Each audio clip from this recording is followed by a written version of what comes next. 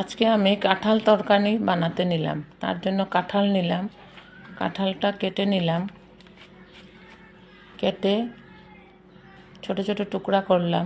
তারপর একটু ধুয়ে নিলাম, ধুয়ে একটা সসপ্যানে জল নিলাম, জল নিয়ে ওখানে একটু লবণ দিলাম, একটু হলুদ গুঁড়া দিলাম। তারপর একটু নাড়াচাড়া করলাম, করার পর এটা নামিয়ে নিলাম। এখানে জিরে, ধনে, শুকনো লঙ্কা সব নিলাম, পেস্ট করে নিলাম। আলু দিলাম, আলুর মধ্যে হলুদ লবণ দিলাম, দিয়ে এটা ভেজে নিলাম।